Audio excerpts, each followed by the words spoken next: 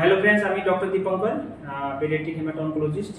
তো আমি এখন অটল বিহারী বাজপেয়ী রিজনাল ক্যান্সার সেন্টারে আছি। এখান থেকে আমি বলছি। তো আজকে অ্যাকচুয়ালি এসেছি একটা জিনিস শেয়ার করার জন্য। এই দেখুন আমার সাথে আছে, এটা আমার বোনের মতনই বলতে পারেন। কি নাম তোমার? মমিতা আক্তার। অ্যাকচুয়ালি ও আমাদের হাসপাতালেরই পেশেন্ট ছিল, ওর ট্রিটমেন্ট কমপ্লিট হয়ে গেছে। ওর তো ওদিকে একটু দেখো, ও মমিতার মা, ওর ছোট ভাই, একটা কিউট একটা ভাই 1.5 বছরের। তো মমিতার মার কাছে আমি যাবো। অ্যাকচুয়ালি কি হয়েছিল একটু বলবেন? আমি প্রথমে একটু পেটে ব্যথা ছিল, ব্যথার পরে একটা ডাক্তার দেখাইছি। কত কোন ইয়ারে? 2022 এর প্রথম দিকে, ফেব্রুয়ারি মাসে। হ্যাঁ, ডাক্তার দেখাইছি, দেখানোর পরে সোনোগ্রাফি লাগছে। সোনোগ্রাফি করে কইছে টিউমার, মানে ক্যান্সার সমস্যা আছে। একটু বড় করে টিউমার ক্যান্সারের সমস্যা। পরীক্ষা সোনোগ্রাফি করাইলাম, সোনোগ্রাফি করাইয়া তো পরামর্শ করে টিউমার অপারেশন করাইছি। করানোর পরে এখন মোটামুটি ভালো আছে। ওর কি ট্রিটমেন্ট হয়েছিল এখানে? হ্যাঁ, তুমি বলো। আচ্ছা, এবার মমিতার থেকে শুনে নেব। মা একটু কনফিউজ হয়ে গেছে। মমিতা, তোমার প্রথম কি হয়েছে? তোমার কি অসুবিধা হয়েছিল একটু শুনে নি। কোন জায়গাটা? পেটের কোন তলায়? নিচের তলায়, নিচের জায়গা। হ্যাঁ, কত মাস ধরে? 1 থেকে 1.5 মাস ধরে ওর পেট ফুলা ছিল, পেট ব্যথা ছিল। 2022 জানুয়ারির দিকে। তো আমাদের এখানে কবে এসেছিল? 2022 ফেব্রুয়ারি লাস্টের দিকে এসেছিল। তারপরে এখানে পরীক্ষা টরীক্ষা করা, পাইলসি করার পরে তোমার ধরা পড়েছিল এখানে একটা ক্যান্সার। ওর অ্যাকচুয়ালি বাঁদিকের ল্যাব এক ন্যাশনালে একটা মাস ছিল, ওখানে একটা ক্যান্সার হয়েছিল। ক্যান্সারের নাম হলো মিক জার্মসেল টিউমার। মিক জার্মসেল টিউমার নর্মালি এটা 10 বছরের উপরে যাদের পিরিয়ড হয় মেয়েদের, তাদের হয়, আর একটু ইয়ং ফিমেলদেরও হয়। তো ওর হয়েছিল এটা। তারপর হওয়ার পরে কি হয়েছিল, আমরা কি ট্রিটমেন্ট করেছিলাম এখানে? হ্যাঁ, কয়টা সাইকেল কেমো দেওয়া হয়েছিল মনে আছে? না, প্রথম দিকে আমরা অ্যাকচুয়ালি 3টা সাইকেল কেমো দেওয়ার পর তারপরে ওর রেসপন্স কেমন হয়েছিল ওটাই ইভ্যালুয়েশন করেছিলাম।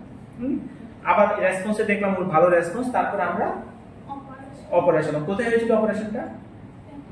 হ্যাঁ, কোথায়? আমাদের হাসপাতালে তো হয়েছিল। হ্যাঁ, আমাদের হাসপাতালে ওর অপারেশন হয়েছিল। ওর ডিবাল্কিং সার্জারি হয়েছিল উইথ ফার্টিলিটি স্পেরিং, মানে ওর যাতে ভবিষ্যতে বাচ্চা নিতে পারে। হ্যাঁ, সেটা কে করেছিল? ডাক্তারের নাম মনে আছে? ডক্টর অতুল সরকার। হ্যাঁ, তো ডক্টর অতুল সরকার হলো আমার বন্ধু। He is only gynaeonco surgeon in our state. তো ওই করেছিল। তো তারপর ওইটা করার পর বায়োপসি রিপোর্টে ভালো এসেছিল। তারপর আরো 2টো সাইকেল আমরা কেমো দিয়েছিলাম। তার টোটাল 5টা সাইকেল কেমোথেরাপি, তারপর মাঝখানে অপারেশন হয়েছিল। তো ট্রিটমেন্ট কবে শেষ হয়েছিল মনে আছে কি? ওর ট্রিটমেন্ট শেষ হয়েছিল 2022 জুলাই মাস, তাহলে অলমোস্ট 2 বছর। তো ও এখন প্রত্যেক আমার অ্যাডভাইস অনুসারে আমাকেও দেখায়, ডক্টর অতুল সরকারকেও দেখায়। তো এখন এসছে 6 মাস পরেই এসছে না। তো ও ক্লিনিক্যালি ভালো আছে, ও ভালো আছে। তারপরে ওর যে হরমোনাল যে প্যারামিটার, যেটা আমরা বলি HCG, human chorionic, beta human chorionic gonadotropin, এটা খুব বেশি ছিল ওই সময়। এখন ওটা নর্মাল লেভেলেই এবং অনেক কম লেভেলে আছে। তো রেসপন্স করেছে এখন অব্দি, 2 বছর অব্দি ও আপাতত ভালো আছে। তোমার এখন কোনো অসুবিধা আছে? কোনো অসুবিধা নেই। এবং সবচেয়ে মজার কথা হলো, ওকে আমি জিজ্ঞেস করেছিলাম একটু আগে, ওর মেন্টালি ভালো আছে কিনা। কারণ ক্যান্সারের পেশেন্টের একটা সাইকোলজিক্যাল একটা স্টিগমা থাকে, সাইকোলজিক্যাল প্রবলেম থাকে।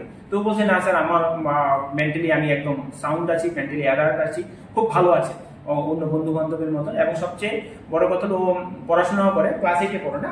তো আমি ওকে বলেছি যে পড়াশোনা ভালো করে করতে, নিজের পায়ে দাঁড়ানোর জন্য। মাকে বলেছি যাতে বিয়ের সাথে যাতে তাড়াতাড়ি না দেবে, ঠিক আছে? তো কিছু একটা করে, ওর ক্যান্সারের মতন একটা জীবনের সাথে লড়াই করে আজকে এই জায়গাতে এসছে। তো তাও আশা করি ও ভালো থাকবে। যেহেতু 2 বছর অব্দি ভালো আছে, আমি ভগবানের কাছে এটাই প্রার্থনা করে ভালো থাকবে। তো ওর পরবর্তী জীবনটা যাতে আরো ভালো হয় এবং পড়াশোনা যাতে ভালো করে নিজের পায়ে নিজে কিছু করতে পারে, তাহলে she will be the good example for others. ও একটা উদাহরণ হতে পারে অন্যদের জন্য, যে একজন ক্যান্সার ফাইটার করে জীবনে যাতে কিছু একটা করতে পারে। ঠিক আছে, তুমি ভালো করে পড়াশোনা করবে। তো অ্যাকচুয়ালি নিয়মিত আমার কাছে আসছে। তো এই ভিডিওটা একটা জাস্ট অ্যাওয়ারনেসের জন্যই করেছি। কারণ আমরা অনেক সময় কি ভাবি যে কোনো এক পেশেন্টের যদি ক্যান্সারের ট্রিটমেন্ট শেষ হয়ে যায়, তো আমরা ছেড়ে দিই না পেশেন্টটাকে, আমরা 5-6 বছর অব্দি ফলো আপে রাখি।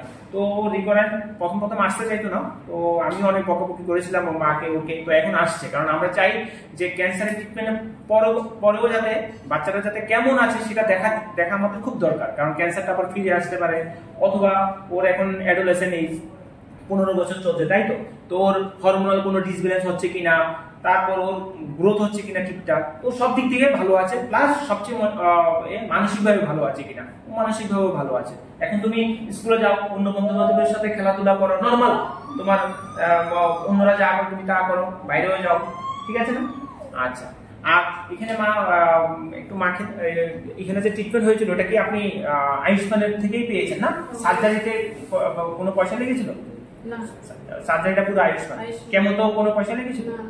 কেমন তো পয়সা লাগেনি। তো আমাদের এই ডক্টর মেহেদী প্লাস্টিক রিজনাল ক্যান্সার সেন্টারে তো ওরা অ্যাকচুয়ালি পিএমজিওয়াই মানে আয়ুষ্মানের আন্ডারে পুরো ট্রিটমেন্ট হয়েছে। আমি যেটা বলছি যে এই ট্রিটমেন্ট যদি আমরা বাইরে কোনো কর্পোরেট হসপিটালে করি, অপারেশন পারপাসে প্রায় 1.5 থেকে 2 লাখ টাকা চলে যাবে। তো ওরা পুরো ফ্রি অফ কস্ট, আর কেমোথেরাপি গুলিও ফ্রি অফ কস্টে পেয়েছে।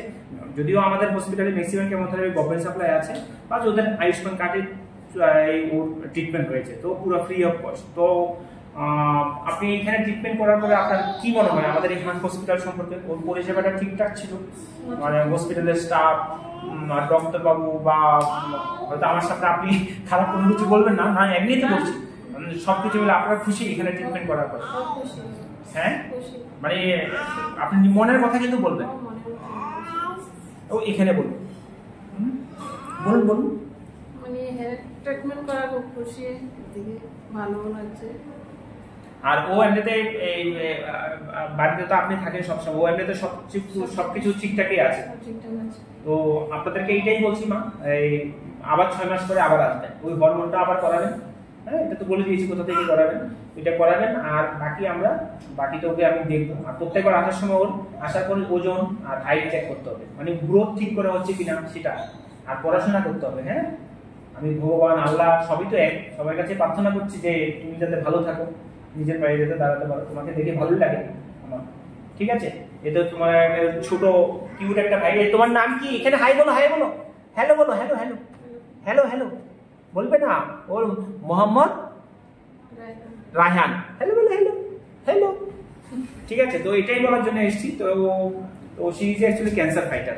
ও 2 বছর হয়ে গেছে পোস্ট ট্রিটমেন্ট, এখনো নিয়মিত আমার কাছে আসছে। তো এটার জন্যই আমি ভিডিওটা বানাচ্ছি। তো ক্যান্সার ট্রিটমেন্ট করার পর আপনারা সবসময় ফলো আপে থাকবেন, which is very very important. Follow আপে থাকার উদ্দেশ্য 3-4টা জিনিস। একটা হলো অনেক সময় ক্যান্সারটা ফিরে আসতে পারে, অনেক সময় অন্য ক্যান্সার ডেভেলপ হতে পারে, এটা কেমোথেরাপির এফেক্ট বা রেডিয়েশনের এফেক্ট থেকে হতে পারে, যদিও ওর লাগেনি। আর আরেকটা জিনিস হলো কেমোথেরাপি দিলে বাচ্চাদের অনেক অসুবিধা হয়, হ্যাঁ, ওর লং টার্ম কিছু সাইড এফেক্টও থাকে, সেগুলিও আমরা দেখি। মাঝখানে ওর আমি lung function, pulmonary function test, echo এগুলি করিয়েছিলাম, চেস্ট এক্সরে, বুকের এক্সরে, তো সবকিছু ঠিকঠাকই আছে। আর সোনোগ্রাফিও করা হয়েছিল ট্রিটমেন্ট করার পরও, 2 বার করা হয়েছিল না, ও রিপোর্ট ভালো আছে। এখন আর দরকার নেই, কারণ টেকনিক্যালি ও ভালো আছে। হ্যাঁ, ঠিক আছে মমিতা, ওকে বাই বাই বলো। ওকে, সবাই ভালো থাকবেন, টাটা বাই।